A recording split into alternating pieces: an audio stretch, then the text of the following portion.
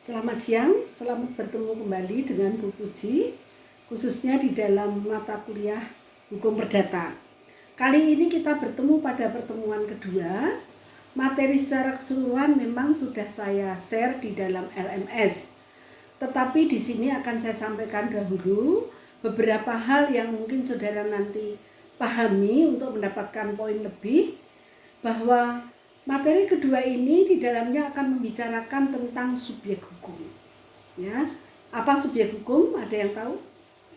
Nah, subjek hukum adalah suatu yang dapat memperoleh hak dan kewajiban.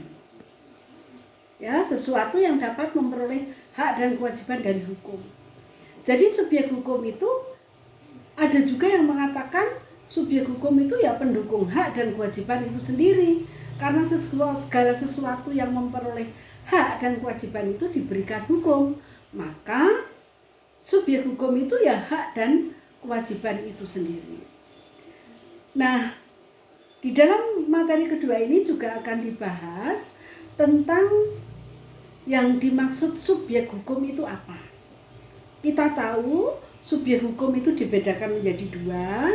Yang pertama adalah manusia pribadi atau natural person, dan yang kedua adalah badan hukum atau reh person.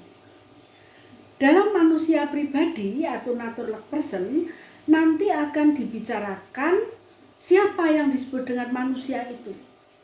Kapan manusia itu menjadi subjek hukum? Ya. Kapan manusia itu memperoleh hak dan kewajiban? Ada banyak pendapat. Ada yang mengatakan manusia itu memperoleh hak dan kewajiban sejak dia dilahirkan hidup. Tapi ada juga yang mengatakan manusia itu memperoleh hak dan kewajiban itu sejak di dalam kandungan. Tentu saja hal ini punya alasan yang berbeda-beda. Misalnya yang dikatakan manusia itu memperoleh hak itu ketika dia lahir dan hidup. Pengertian lebih jauh harus dijelaskan juga. Yang dimaksud manusia lahir hidup dengan manusia lahir tidak hidup itu bagaimana? Jelas Bu, yang kalau lahir tidak hidup ya lahir sudah meninggal. Tunggu dulu. Ada sarjana Belanda yang mengatakan, yang dikatakan manusia lahir hidup itu ketika manusia itu lahir, kemudian berapa menit kemudian masih hidup, masih menangis, tapi kemudian meninggal. Itu dikatakan lahir hidup. Tetapi ada yang mengatakan juga yang namanya lahir hidup itu ya lahir, hidup, terus meninggal, itu pun dikatakan tidak ada jeda waktu, itu dikatakan lahir hidup. Ada banyak perbedaan pendapat hal itu. Boleh dibaca dalam buku hukum perdata ya, sejarah subjek hak dan kewajiban, boleh dibaca di sana. Nah, kemudian selain itu juga akan dibicarakan tentang syarat-syarat memperoleh hak dan kewajiban. Syarat-syarat memperoleh hak dan kewajiban itu kan banyak sekali, ya. Ada ketentuan setiap orang itu memperoleh hak dan kewajiban selama tidak ada hal yang menghalangi. Loh, Bu, memang ada yang menghalangi? Ada loh. Ada beberapa ketentuan yang melarang. Contohnya waktu zaman dulu itu. Zaman era perbudakan itu manusia itu nggak diberi kesempatan untuk memperoleh hak.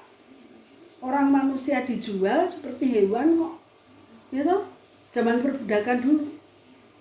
Tapi memang perbudakan dan perhambaan itu dikatakan manusia itu hanya sebagai subjek hukum, tetapi haknya tidak diakui. Loh, kalau gitu bagaimana? Ya, ada beberapa ketentuan yang saudara nanti bisa baca, misalnya yang menyinggung tentang perbudakan, perhambaan itu ya. Deklarasi-deklarasi yang berkaitan dengan hak. Contohnya ada Magna Carta, ada Bill of Rights, ada Universal Declaration of Human Rights, ya. Silahkan nanti dibaca. Itu yang berkaitan dengan subjek hukum. Kemudian kalau di Indonesia juga harus dipahami nanti bagaimana subjek hukum itu. Nah, yang kedua itu tentang badan hukum. Untuk badan hukum juga ada beberapa pengertian yang saya tampilkan di sana.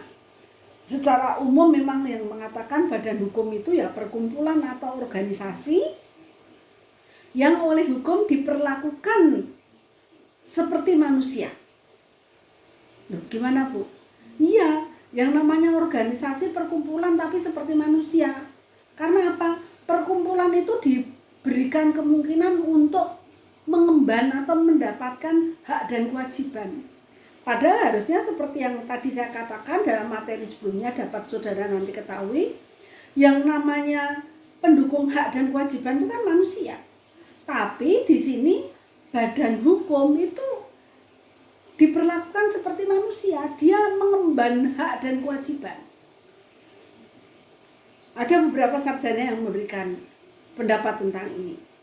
Nah, sebagai penyandang hak dan kewajiban, tentu badan hukum itu nanti juga punya syarat-syaratnya. Kapan badan hukum itu dikatakan penyandang hak dan kewajiban? Ada beberapa teori ya yang mengatur. Kemudian eksistensinya, kekuatannya bagaimana itu sebagai badan hukum itu. Kan kita tahu pemerintah kan sangat mengatur badan hukum itu. Contohnya yang diatur pemerintah itu ada PT, ada koperasi ya. Nah, kemudian sekarang juga ada yayasan diakui sebagai badan hukum. Nah, semua itu mempunyai ciri-ciri penyandang hak dan kewajiban. Silakan saudara nanti pelajari di dalam materi ini. Saya berikan lebih lanjut tentang manusia itu sebagai pendukung hak dan kewajiban, sebagai badan pribadi, dan yang kedua subjek hukum yang dibicarakan adalah tentang badan hukum. Bagaimana syarat pendiriannya untuk menjadi badan hukum ya, itu juga bisa nanti saudara ketahui di dalam PPT yang saya sediakan. Itu antara lain yang dibahas di dalam perkuliahan kedua ya, tentang manusia sebagai subjek hukum. Selamat mempelajari, jangan lupa nanti ada tugas di akhir kuliah, harus diselesaikan secara online text. Kalau nggak ngerjakan nggak dapat nilai. Ya, nilainya nanti kecil, jangan protes kalau kemudian nilainya tidak seperti yang diharapkan. Begitu? Silahkan dipelajari. Sekali lagi, selamat belajar. Kerjakan tugas. Sampai ketemu di kuliah berikutnya.